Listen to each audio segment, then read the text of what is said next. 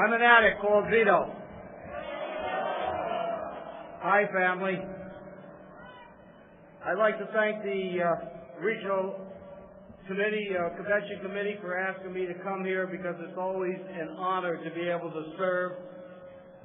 I'd like to thank my higher power because without my higher power, none of this would be possible. And I'd like to thank the fellowship of Narcotics Anonymous. Without people like you, I wouldn't be standing here today.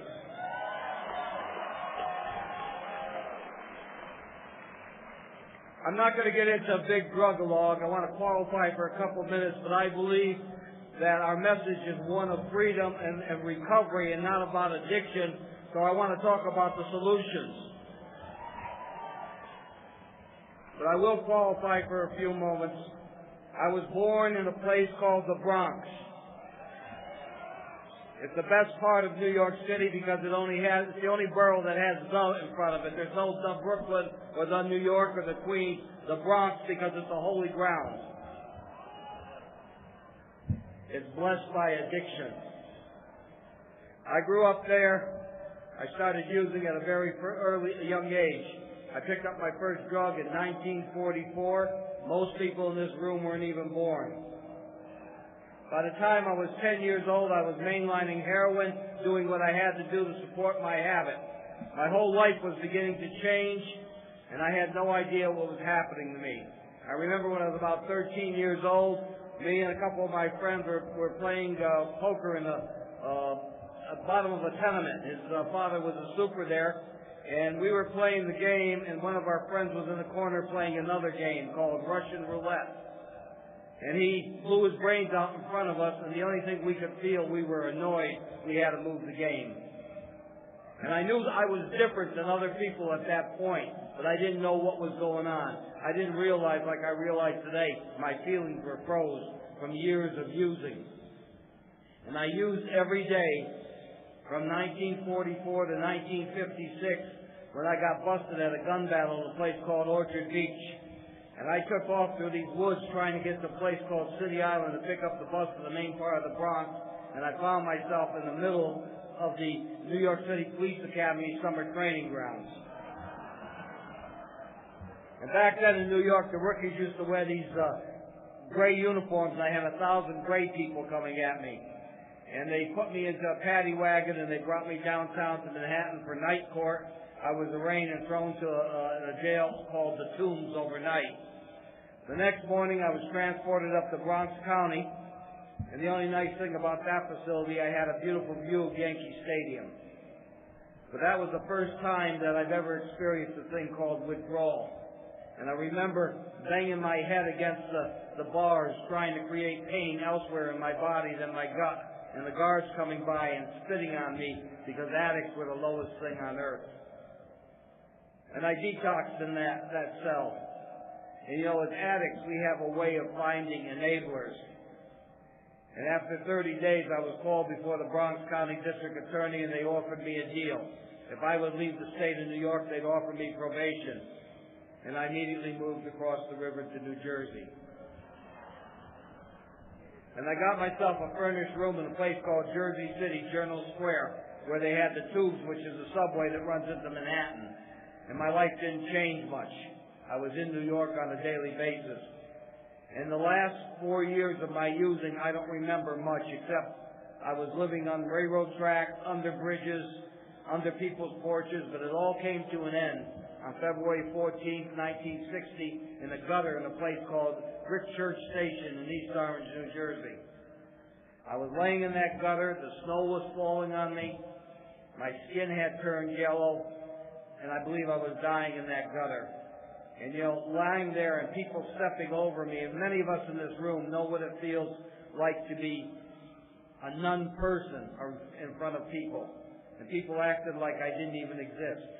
And then somebody finally had some compassion and called an ambulance, and I was taken to a hospital. And when I got there, the doctors wouldn't even touch me because I was covered with lice. And they made the nurses delouse me before they would even treat me.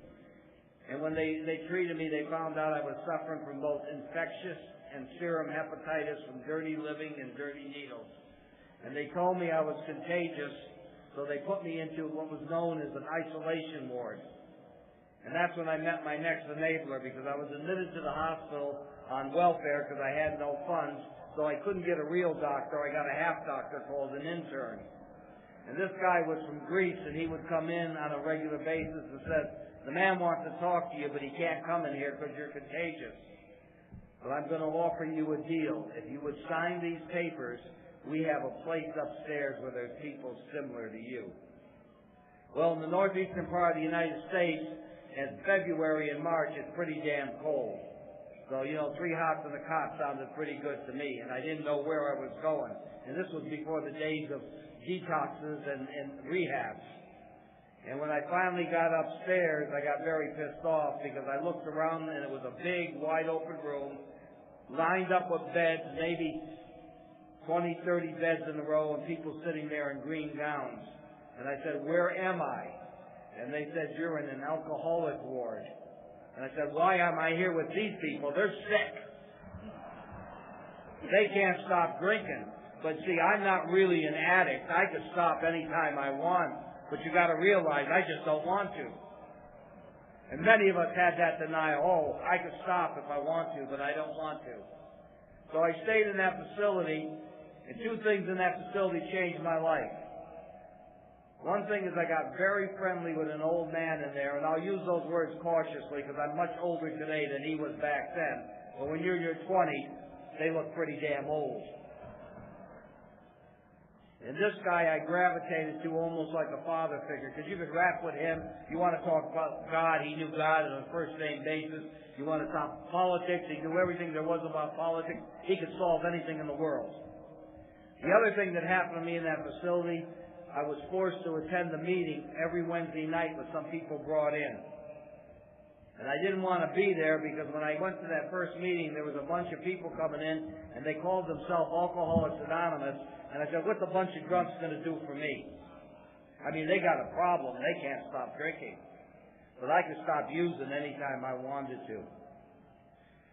And I didn't want to be there, but the facility said that I had to go or I had to go out in the street. So I used to come every Wednesday night. And then one day, the old man, my buddy, was being discharged. And we wore these green hospital gowns. And he went into the back room to put his street clothes on. And when he came out, he was a Skid Row bum. And I looked into that man's eyes, and for the first time, something clicked. There was no difference between me and him except our drug of choice. He'd get high on Sneaky Pete or Thunderbird, and I'd get high on anything I get my hands on. And so I started to listen when these people came in with the meeting. And I began to identify beyond the substance. And when it was time for me to go, I was still homeless. I had no place to go. The only thing I had was this meeting list these people gave me. And they told me the magic words: "If you come to our meetings, we got coffee and cookies." Now, when you're homeless, that's a big invite. So I showed up that first night. I went to a meeting. When I got in there, they stopped me at the door and says, "You're different. You don't belong here. This is a closed meeting for alcoholics only. People like you don't get better."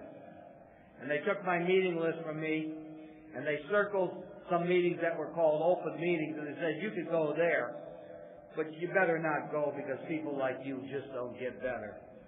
Well, one thing you don't do is tell an addict not to come back. Because I started to show up at these great big open speaker meetings, and when I sat down, everybody moved away from me. Now, you got to realize this is 1960, and when you walk into that fellowship, all the guys had jackets and ties on, very few women, and here I come in with hair down to my butt, Garrison belt razor sharp, boots, and they take one look at me and they move away. But something was happening in the early 1960s in that fellowship. More and more people like me began to come in. And they say water seeks its own level. We sort of knew that we belonged together, and we sat together, and we shared very deeply with each other, like we stand in front of the church and say, "Hey, what's happening, man?" Well, we had no ability to share any deeper than that, but we knew we belonged together. And then one day in 1964, in the Vailsburg section of Newark, New Jersey, I was sitting in a meeting of the other fellowship, and somebody came up and tapped me on the shoulder and said, and they called me by a nickname I got in that fellowship. They said, "Hey, Animal, there's a drug meeting in the back room." Now, I had no idea what a drug meeting was, but myself and the herd of animals, we went back to the back room. And for those of you in this room that can remember the 1960s, we got in that back room and there was a bunch of people that were different than us street people. They were the love children and the hippies of that generation. And the guys had long hair and clean hair, by the way, which we didn't have. And they had these white T-shirts with peace signs, and the girls had these flowers in their hair and skirts down to their ankles. And what they were telling us is that they came down to San Diego, California, and they were addicted, and they got clean in a place called Narcotics Anonymous.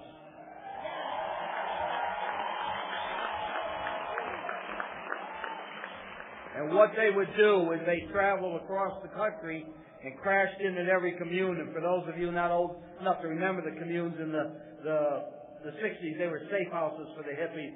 And what they would do is go to the other fellowship and rent the back room and have these NA meetings. And they opened up the meeting, and back then we didn't have much literature. There was an off-colored beige book.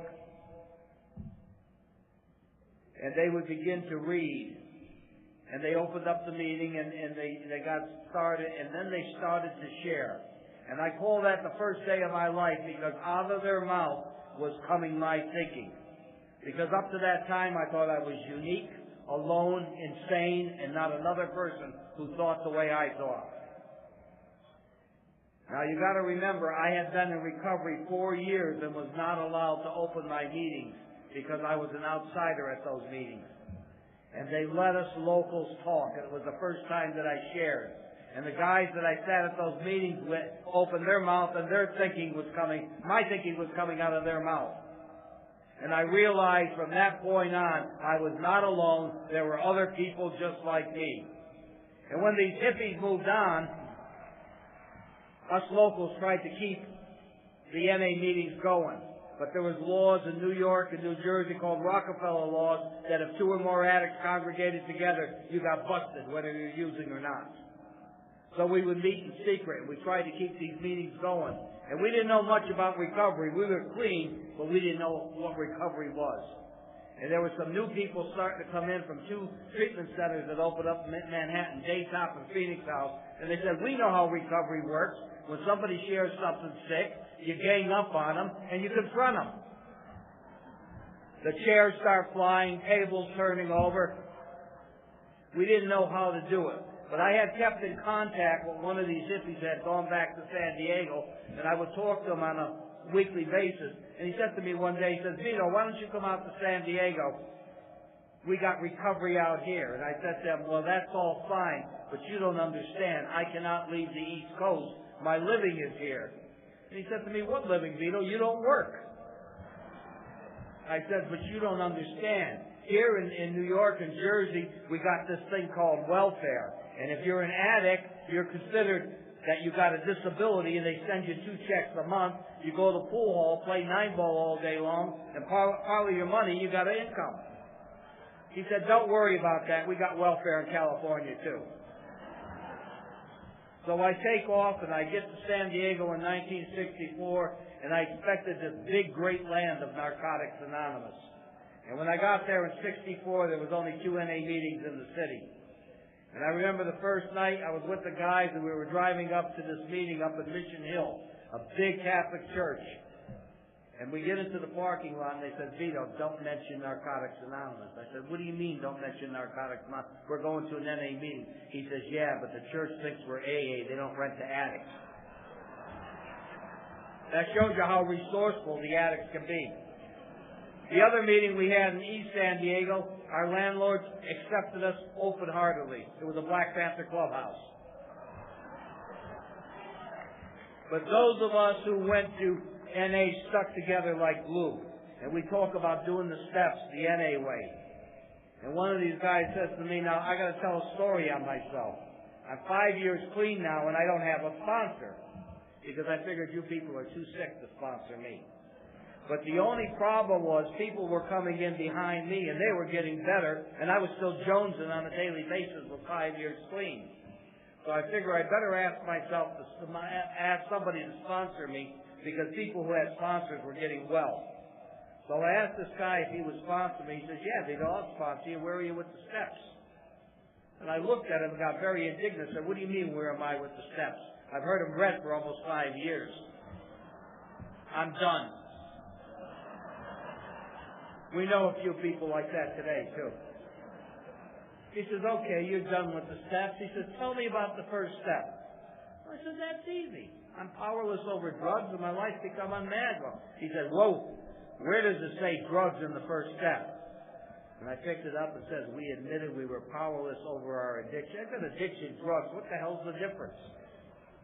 He says, I'll tell you what the difference is. Drugs is that stuff you put in your body. Addiction is that funny-looking thing between your ears. I said, you mean me? And he says, yes, the disease of addiction is a disease of attitudes, a disease of negativity, a disease of not wanting to deal with life on life's terms. The getting and using is the final result. You've relapsed long before you picked up.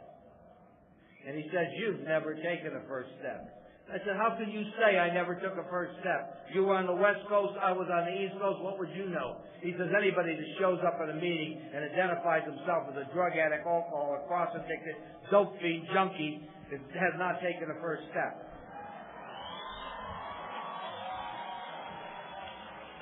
He says, as long as you identify by substances, you can put the blame on the substance. But when you identify as an addict, you're putting it on yourself because you suffer from the disease of addiction.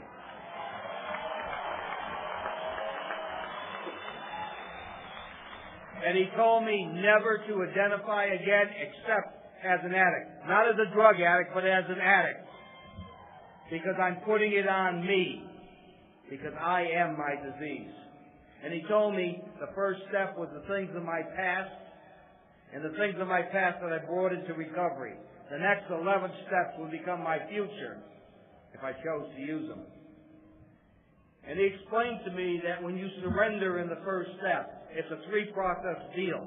First you admit, and that's an easy thing for an addict to do.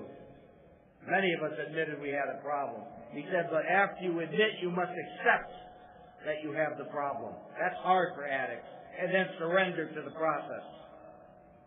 And he said, when you do a first step, you can't stay on it for very long, because something would happen.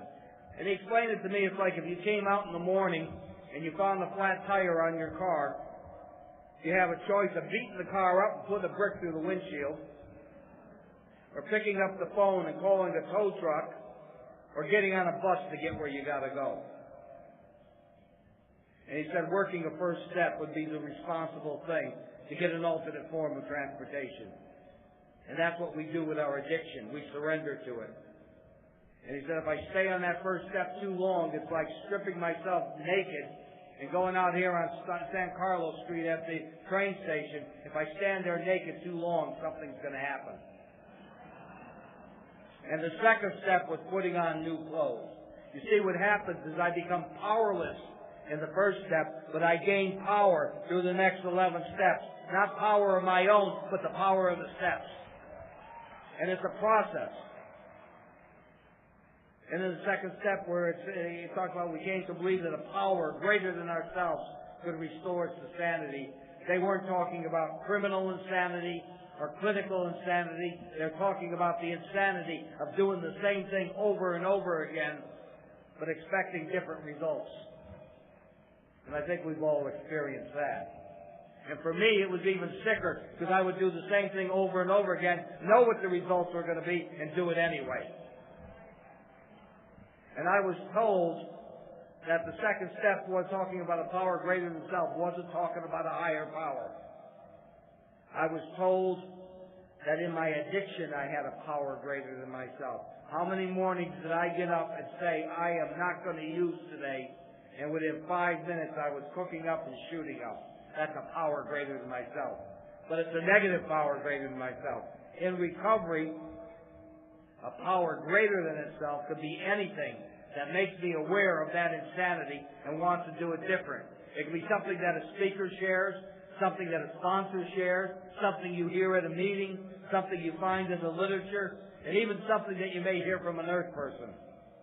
But something that makes you aware of that insanity before it happens. And he said to me, someday, Vito, even if you come to believe in a higher power, that higher power is not going to open the skies, send angels down, and fix me. That higher power is going to work through people, places, and things. And I would always find a power greater than myself in people, places, and things. And then when it was time to go on to the third step, I told my sponsor, we'll skip it and go to floor. And he said, what do you mean we'll skip it? I said, you got to remember, I'm different. I'm unique. He said, how are you different and you're unique? I said, because I'm not one of those God people. I'm an agnostic. And there was silence for a few moments. And then he said to me, he said, Vito, tell me why you're an agnostic and not an atheist. Now, nobody asked that question before, so I had to think for a few minutes. And I said, just in case someday I die, and I get up there or wherever, and there happens to be a God, I wanted him to know I wasn't one of them atheists. I just didn't know. And he said, Vito, typical addict, always got to have the back door. He said, I'm going to tell you something anyway. There's no such thing as an agnostic. All an agnostic is a chicken atheist. Now, can you imagine your sponsor calling you chicken? And then he further said, there's no such thing as an atheist. I said, what do you mean there's no such thing as an atheist? I know a few of them. He says, you ask anybody who says they're an atheist if they believe the sun's going to come up tomorrow morning. None of them will tell you that it's not going to come up. Says if you take a scale of 1 to 10, if you believe the sun's going to come up tomorrow morning and 10 is a God, it's all the same thing. It's just a matter of degrees. You believe and have faith in something. So I said, I can't do that third step. It's got that G-O-D word in it. He said, dummy, why don't you just change it to good orderly direction? You can have a higher power of any kind you want. And he said, the beauty of the third step is you can change your concept of a God anytime you want. And that has changed for me many times over the years. But in the third step, he introduced me something that I hated then, I hate today, and any newcomers that I sponsor hate it too. It's called writing. I inform my sponsor in my infinite wisdom that I don't need to write. I can talk and think. And he said, we'll see. He said, I want you to go out and buy a dictionary. Then I even got more insulted and said, I was born in this country. I could speak English. And he said, we'll see. So I go out and buy a 75-cent pocket dictionary. And I show him what I buy. And he says, get a real dictionary. I said, I can't do that. They cost money. He said, no, I want you to go out and buy a Merriam-Webster Collegiate Dictionary. You know, one of those that are yay thick. I said, well, those things cost about $25, which is like $150 today. He says, get it. Well, the obsession to use was being lifted over me, and I was afraid not to take direction, so I went out and bought this gigantic dictionary. And he said to me, I want you to look up the word decision, the word will, and the word lives. So I open up this dictionary and I get to the word decision, and it's got like 5 definitions for one word. So I call my sponsor up. I said, I know why you got this thing with this Merriam-Webster guy. He was an addict, wasn't he? He gives you pick and choose. He said, dummy, go with your gut. And one of the meanings there was a starting place, a place to begin. That seemed to make sense with the step. Then I looked up the word lives, and I couldn't find it in this dictionary, so I called my sponsor and said, I got gypped. They left out a word. He said, dummy, look up the word life, and you'll find it in the subheading. Sure enough, it was there with a bunch of definitions, but one of them said, things that occur in a lifetime. Now, that seemed to make sense with the word, but I got a spiritual awakening when I looked up the word will. Because one of the definitions says your reaction to things that happen in your life. So I called my sponsor and said, I got this recovery stuff figured out. I go and I create all the garbage I want. I turn it to God, and I create more garbage. He said, no, that's called confession at a Catholic church.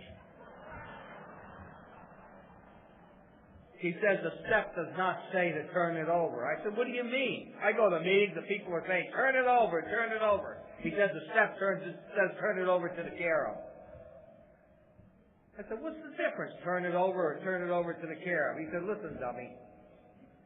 If somebody was dumb enough to marry you, and then dumb enough to have a couple kids with you, and you wanted to go out on a date on a Friday night, and you called a babysitter, you wouldn't turn your kids to the babysitter. You would turn it over to the care of the babysitter to guide and watch in your absence. And that's what you're to do with your will in your life. Because your higher power does not want you to become a robot or a zombie, because the greatest gift you got is your free will. And that seemed to make it okay. And I started to work these first 3 steps, and my life got better. But I wanted to be like the big shot in the program, because everybody who had did a 4th and 5th step back then was like they had arrived and they become recovered. So I used to say to my sponsor, don't you think we ought to put me on the 4th step? He said, you're too sick, dummy, work the first 3 steps. And I didn't understand what he was saying, and he tried to tell me that the first 3 steps would keep me physically clean. It's a foundation. Steps 4 through 9 would keep me emotionally and spiritually clean, because he said it wasn't okay to be physically clean and spiritually dirty. And that steps 10 through 12 would be the maintenance and the growth steps. I would maintain what I had and grow on top of it. So I worked those first 3 steps of my life, and my life was getting better. And then finally one day my sponsor said, start the 4th step. 24 hours later I called him and said, I'm done. He said, Vito, I told you in the past, if you want confession, I'll give you directions to the Catholic Church. He said, part of your 4th step is, yes, your history and your confession, but the step says a searching and fearless moral inventory. And this person that had the grasp of English said, what are morals? He said, look it up in the dictionary. And what he told me he wanted me to do was go into my addiction and write about it. Write about the things I had done in my addiction and how I felt about them when I was doing it. And he gave me topics like relationships and resentments and so forth. And he said, write to the best of your knowledge of how you felt about the things that you did when you were doing them. Then I want you to go back and write about the same things again, but write about how you feel about those things today. Because the first would tell me where you were, the second would tell you and me how much you've grown, and so in the 5th step I'll know where to put you. And he explained to me that it was very necessary for us to write about how we feel about the things we did today, because it'll let us know that we're growing, and we need those pats in the back on this journey called recovery. And when it was finally time to go on to the 5th step, I made an appointment with my sponsor to meet in a place called Chula Vista, which is halfway between San Diego and Tijuana.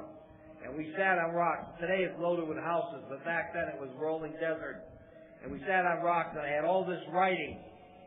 And I expected my sponsor was going to be captive for the next 24 hours. And we sat out there on those rocks, and I started to read my 4th step, and he said, whoa, you were not reading any of it. And I got a resentment immediately, because I said to him, this is my history, this is my life. What did I write it for? And he said, you wrote it to introduce Vito to Vito. Remember those times you'd call me up and say, I cannot continue to write on this, I'll pick up and use. And I said, call the guys in your network. He said, because it was supposed to be how it makes you feel, because all that stuff's coming up. Now what I want you to do is glance at everything you wrote and let it come out of your gut. And a lot more came out of my gut than was on that paper. And I realize today the therapeutic value of that happening, of allowing to do all that writing and then share about the writing rather than reading it.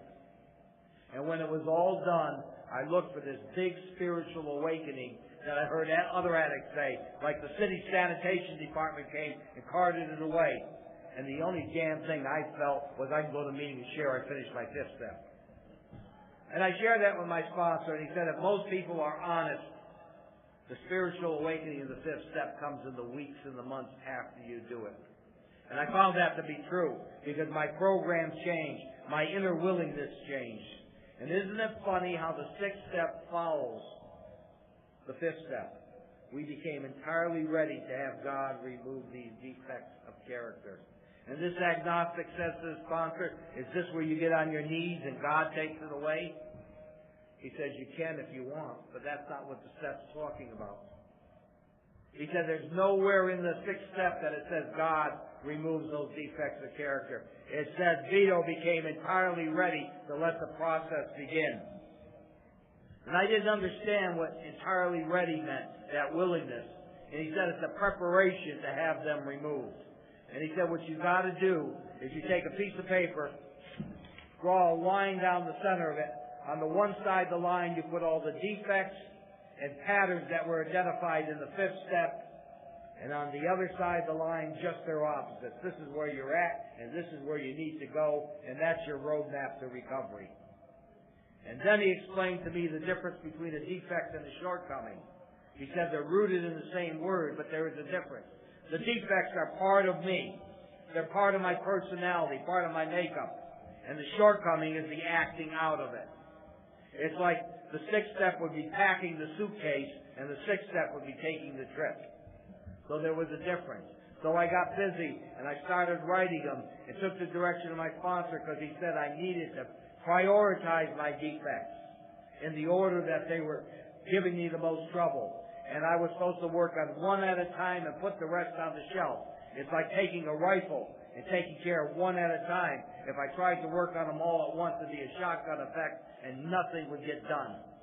And so I put them all on the shelf and worked one by one until they were entirely gone.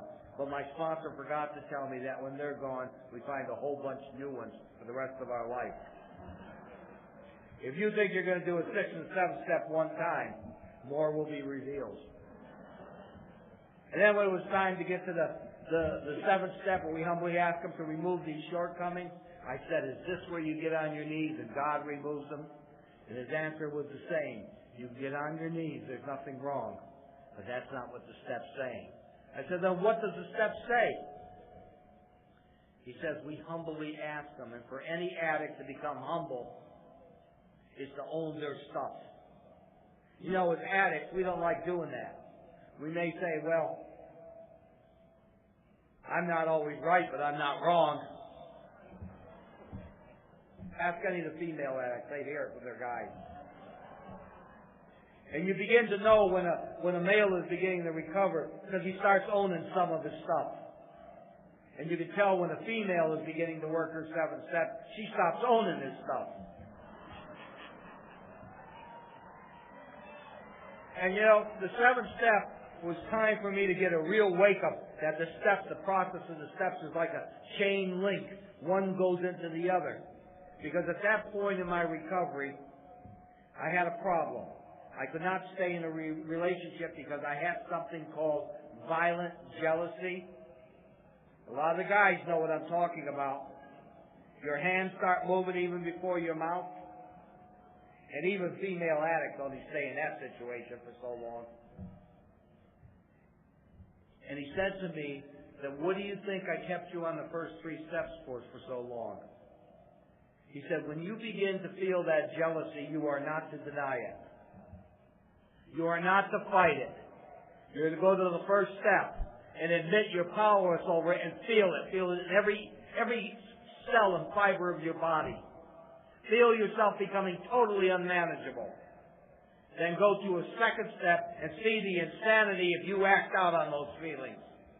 And then go to a 3rd step and turn those feelings over to the care of the God of your understanding, asking you to give you the strength to do it different. And then go back to the 2nd step and do it different. It was 1, 2, 3, 2. And I'd like to say it went away immediately, but it didn't. But I kept working those first 3 steps on each one of them. And I can tell you today, I have not had that problem for 36, 37, 38 years, due to the steps. And I was told to work on each one of my shortcomings that way. And then it was time to move on to the 8th step. You know, we made a list and became willing to make amends to all those we had harmed. Well, I informed my sponsor everybody owed me Christmas presents. It's an addict's attitude with the 8th step. And I said to him, when I become willing, I will make the list. He said, read the step, dummy. I picked the step up and said, we made a list and then became willing. So I said, okay, I'll make the list, but I'm not going to be willing. And you know, us addicts, we go from one extreme to another. I finished the list and now I want to go out and make amends to the whole world. And he said, whoa. That's why we do a 9-step with a sponsor. That's why we do a 9-step with somebody who has more experience than us. And he said to me, the way the step says, we made direct amends to all those we had harmed, except when to do so would injure them or others. And he explained to me, sometimes you cannot make direct amends. You cannot go to a grandmother and say, by the way, do you remember 10 years ago when your wedding band and diamond was missing? Guess who? You would cause more problems than in the first place. But those amends need to be made through your higher power. And my sponsor went through that list, and everyone that he felt that a direct amends should be made, he said, you go do it. It was his direction, not mine. And then there was those faceless people, and we've all had them in our life. Like 2 ships passing in the night. Don't remember who they are, their names, or anything, but those amends need to be made too. And we make them through our higher power. And if our higher power feels we need to make direct amends to them, guess what? They will show up in your life. Sometimes as much as 15 years later. And when they're there, you know why they're there. Because there's no coincidence on this journey called recovery. And then he said to me, the end of the step, injure them or others. He said why the word others was in there. Because I didn't come into recovery to injure myself. I'm not going to walk into the 48th precinct in the Bronx and say, by the way, do you remember in 1956 there was a gang rumble? Somebody might have got killed. Do you happen to have any unsolved murders? That's insanity. But you need to go to your higher power. If you think there's something there, you need to give it up through your higher power. You didn't come to put yourself in a bad position. But you got to have the contrition and the remorse. And that was the end of the steps 4 through 9. That was a cleaning house spiritually and emotionally and mentally. And then we have to maintain what we got through the first 9. The 10th step talked about personal inventory. Said we made a list of when we were wrong and promptly admitted it. And I said to my sponsor, I know how to say I'm sorry. He says, yes, you suffer from sorryitis. And many of us do, and our families tell us we're a sorry thing of a person. He says it's okay to apologize, but for you, I don't want you to use the word I'm sorry. And it was blended into my head. Stop saying it because it came out so natural. And he said, what it says when it says promptly admit it, it's not talking about apologies, it's talking about self-honesty. When I make a list and see when I was wrong, I promptly admit it to me, so tomorrow I don't make the same mistake over again.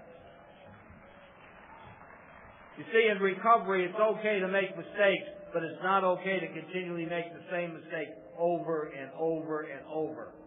And see, that's the beauty of the 10th step. By sitting down every day and writing about your day and reflecting on it, and when you were wrong, promptly admit it, you know what step to take the elevator down to work. It gives you a barometer of what you need to do. And I think I did a written 10th step for at least 15, 18 years. I don't do it today, but I do a mental 10th step every night. Because I was so much in the habit of doing it.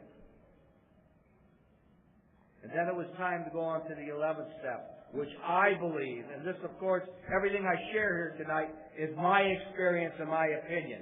I cannot share anybody else's experience. But I believe the 11th step is a keystone to recovery, because it says we sought through prayer and meditation to improve our conscious contact with God as we understood Him. And that word, we understood Him, is in there, the same as in the 3rd step. The 3rd step doesn't say God as we understand Him. It says God as we understood Him. And that was put in for a specific reason. Because when a person walks in this room, they have a God of their own understanding. And if the step said God as we understand it, would mean Narcotics Anonymous would have a higher power of its understanding. And we don't. We give the individual the right to their own higher power. So in the 11th step, it says, God as we understood him also. But the key to that step, it says, we sought, which means in recovery we're seekers. We're spiritual seekers. We sought through prayer and meditation to improve our conscious contact with God. And a lot of people get very offended with the word God in Narcotics Anonymous. And I don't know how you can get offended when you got steps that say we sought through prayer and meditation to improve our conscious contact with God. But it doesn't tell us how to pray or meditate. It gives us our individual freedom to do it in our own way. We don't adopt outside ways. We may go other places to learn techniques, but that's to improve our personal experience. We do not ever tell another addict how to pray or meditate. We share our experience. And there was once a writer that wrote, if you don't go within, you go without. And that's why meditation is so important. You see, any day that I do not do my meditation, I go without that day. And meditation is not reading just for today book. That's a written meditation, and then when you read it, you're supposed to contemplate on it. That's one form of meditation. So just do the reading is not meditating. To do quiet time is meditating. To reflect on what you read or reflect upon your life. And then that step says we sought through prayer and meditation to improve our conscious contact with God as we understood him, praying only for the knowledge of his will for us. And I've been to many conventions where addicts would stay up all night and do something called mental masturbation by saying, what is God's will? And discuss it like medieval philosophers. And I've come to a simple conclusion. God's will for me today, tomorrow, and forever would be the highest good for everybody concerned in any situation. And my sponsor said what I have to do is step outside the situation and look at it as an observer. What is the best thing for everybody involved, not what's the best thing for Vito. And that will always be God's will. But the hard part of that step is praying for the power to carry it out. Because as addicts, we know what's right, but it's hard as hell to do it. And that's why the 11th step becomes so important, is we discover what God's will for us is in those situations, and then pray like hell that we have the power to follow through on that. And when we finally get to the 12th step, is the portal to life. Because it says as a result of these steps, it's talking about the previous 11. We had a spiritual awakening. And for me, I believe that spiritual awakening is that these steps work. These steps are the answer to any life's problem. And I know people will stop here and say, well, how's it going to help a job situation? How's it going to help a broken relationship? How's it going to help a financial relationship? The way the steps will help all those things is it will let you work through the situation and come out the other side without using. And that's why the steps are the answer.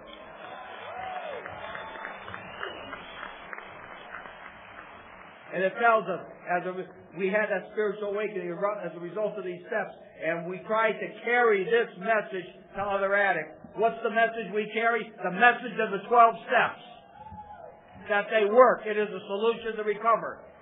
As it says in how it works, these are the principles that enable us to recover. And then it says we practice them in all our affairs. It's a lifelong thing. There's days my recovery are so good, and there's days a newcomer walks a better path than me. That's why we keep practicing them. You know, and I remember when I got through these steps and worked them, I married a girl at that time whose family came over on the Mayflower. She used to quote herself as being blue blood. And she would say to me, like, what do you need to go to those meetings with those people? You're not like that anymore. We have the house and the big car and all the goodies. If you want to go to meetings, why don't you go to the Rotary Club?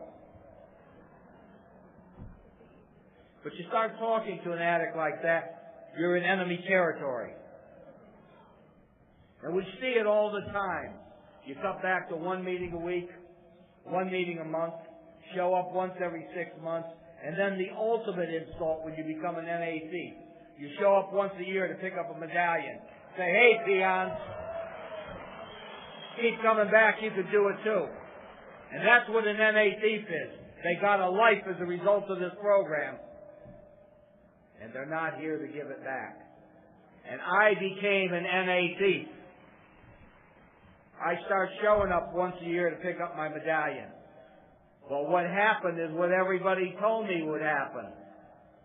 The crisis would come. And you know, the phone numbers were no longer good. The phone weighed 2 million pounds like a newcomer. And the day came when the Pied Piper was outside my window. And I knew if I left that house, I would pick up and die. And my ego was too big to pick up a phone because I hadn't talked to another addict on the phone for 7-8 months. And I said, I have the tools. I can do it by willpower. If I can make it till the sun comes up, I'll be okay. Try willpower with a pack of X-Lax. And the sun came up in the morning, and that damn Pied Piper was still there. And I said, rather than go out and use, I'll take an easier, softer way. I tied a rope around my neck and jumped off a chair. But being an addict, we get things backwards. The weight of my body swung, broke the door down. The girl I was married to cut the rope, called the paramedic. They came with the paddles, revived me, took me to the emergency room. The emergency room doctor said, well, you know, he tried to take his own life. He's got to go to Cuckoo Farm.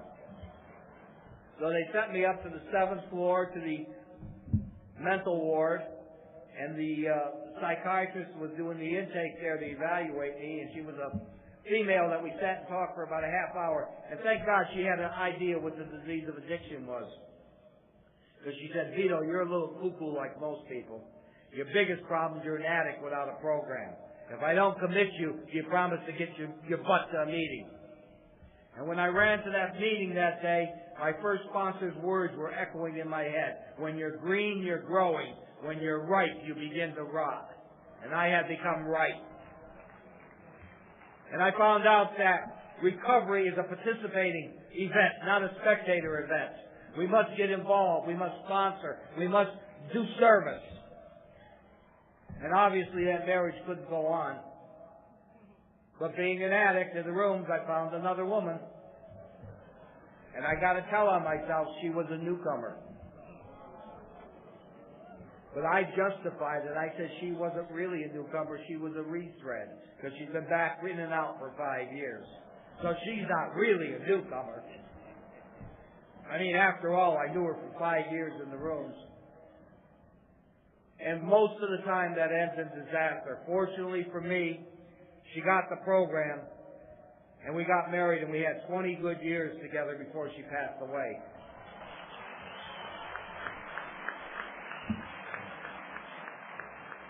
You know, she had a very good program, and we did a thing all through our marriage. We took every Sunday, when we were living up in the Pocono Mountains in Pennsylvania, we used to go to the Jersey Shore. Every Sunday, we'd walk 10 miles down the beach and 10 miles up. No cell phones, beepers, or anything. The quality time to discuss our relationship. And then one day, she couldn't walk no more.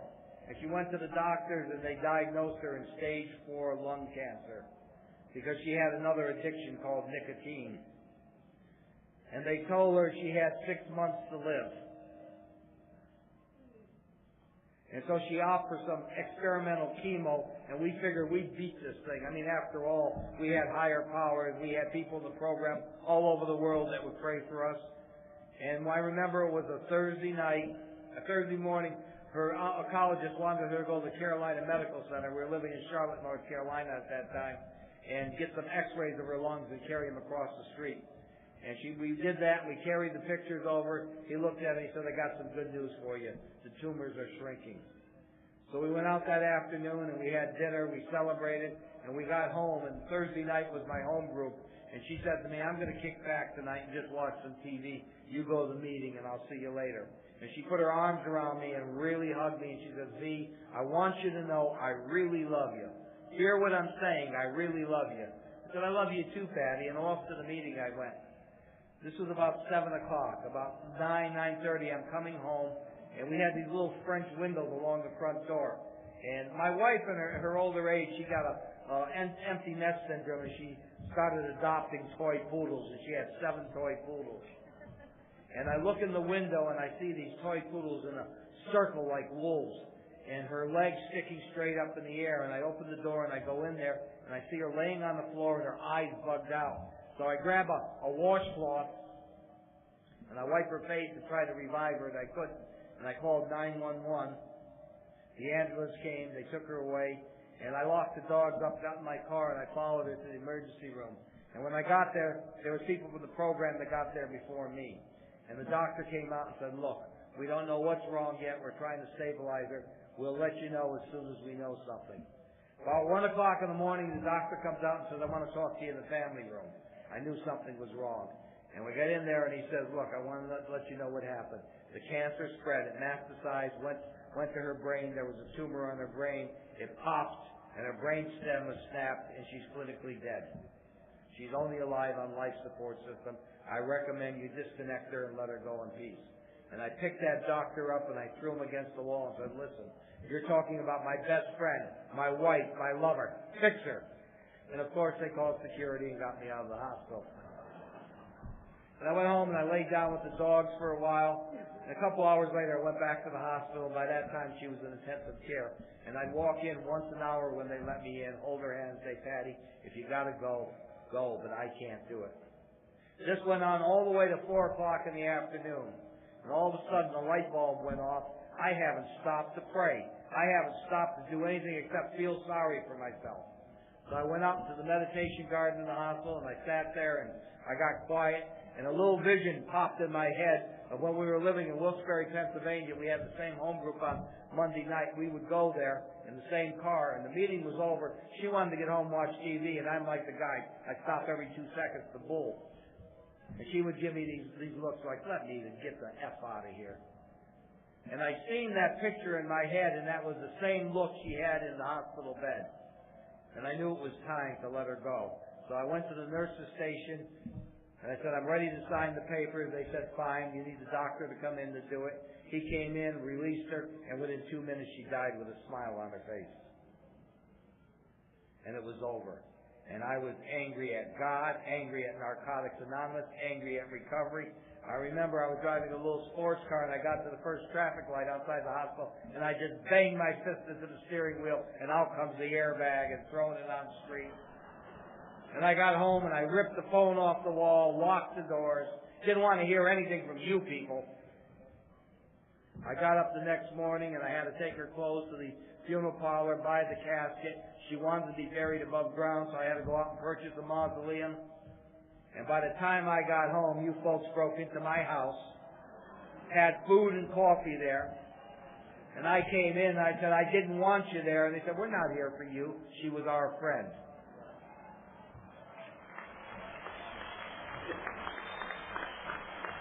So I said, fine, stay the weekend. But as soon as she's buried, I'm going to go out and get high. They said, you do what you want. We're here for her. And the weekend came and the funeral went. And they all left, except I had some sponsees that came out of town. And they said, they're staying the week. So I said, fine, you could stay the week. Don't talk this meeting shit with me. And I don't want to hear nothing about recovery. They said, fine, we're just staying. Keep you company. Well, finally Thursday came and they were leaving the next day. And one says to me, Vito, do you remember what you tell everybody just before they want to go out and relapse? Well, this is the trouble with having sponsees that know you so well. Because I had this deal that when one of my sponsees would come up to me and say, I'm sick of recovery, I want to go out and relapse, I would say to them, you got my blessing. You just got to do one thing before you relapse. Do a 90 and 90. When that's done, then you can tell everybody Vito said it's okay. Now, you wouldn't do anything less than you ask somebody else to do. That's when your sponsees know you so well they have to use your own stuff on you. Said, okay, I'll do a 90 and 90 to prove that this program don't work anymore. And I did like 120 meetings in 45 days. And I woke up one morning and a voice sort of reverberated inside my head, said, you stupid fool, I gave you 20 years of a good relationship. Some people don't get one day. Who the hell are you to be ungrateful? And my gratitude turned my grief turned to gratitude almost instantly. And the reason I tell you that, if I didn't do what newcomers do, I wouldn't be here. The miracle wouldn't happen. What works for a newcomer works for an old-timer. You know, we seem to have a class system in this fellowship, which I can't stand. Somebody with time shares something at a meeting, and they're hurting, and people say, well, how can he share something like that with the time he got? Well, the reason they can share that is because they're an addict and they're hurting. And they need people to stand up and give them a loving hug and say, we understand. And they'll say, well, you can't show a newcomer that with that amount of time you hurt. Yes, you can, because recovery is about living life on life's terms. And if you've got old-timers that are hurting, be there for them. Their life depends on it. What do you think we have so many people leave this fellowship? Because they don't feel they can be honest and share anymore, because people tell them, how can you share that with your time? They are human beings and they're addicts. And a newcomer's blood is red, and so is an old-timer. And we die equally.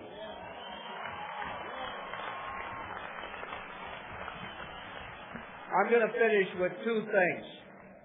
I want to talk about our basic text. When you open it up, you'll see a whole bunch of italicized writing in there.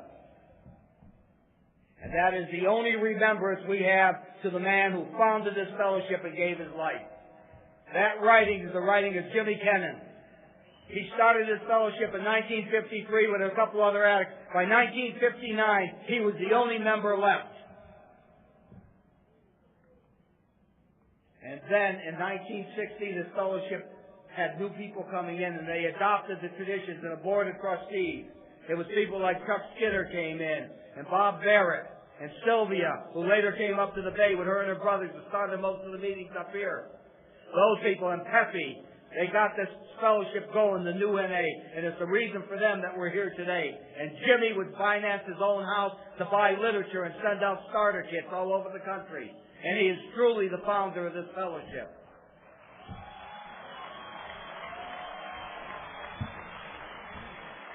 But we forget about him. And more conventions are giving out the bumper stickers, I'm a friend of Jimmy K. Because we need to remember the man who started this thing, and because of him, we're alive today. And I'm going to end with a story. There was an addict by the name of Joe Addict. And he was walking down the street and fell into an open manhole cover. And he was screaming and hollering that he was dying from the disease of addiction. That the dragons of hell were on his butt. And there was no hope for him. And he just wanted death rather than to live in this disease. And there was a minister walking down the street who heard the screams, and he stopped. And he said, what's going on down there? And a voice came up and said, I'm Joe Addict. And I'm dying of the disease of addiction. And there is no hope. And the dragons of hell are tearing me apart. The minister said, there's no problem. He pulled out a Bible, prayed over him, said, you're going to be okay, son, and went on his way. But Joe Addict wasn't okay. He was still dying and horrified and screaming. And a doctor comes down the street, and he stopped at the manhole, and he says, what's going on down there? And Joe said, I'm Joe Addict, and I'm dying from the disease of addiction, and there's no hope, and I'd rather be dead than live in this pain and misery. Doctor said, no problem. He took out a prescription pad, dropped a couple scripts down there, said, get them filled, you'll be okay. But Joe wasn't okay. And he kept screaming. And then there was this little thin man who was born in Scotland, who migrated to Philadelphia and then to Burbank, California. And his name was Jimmy Kennan. And he come walking down the street and he heard the pleas. And he said, what's going on down there? And Joe said, I'm Joe Addict, and I'm dying from this disease, and there's no way out, and I'd rather be dead. And Jimmy jumped down into that manhole, and Joe said to him, what are you doing here? Are you crazy? There's no way out. And Jimmy said, I've been here before, and I know the way out. Thanks for letting me share.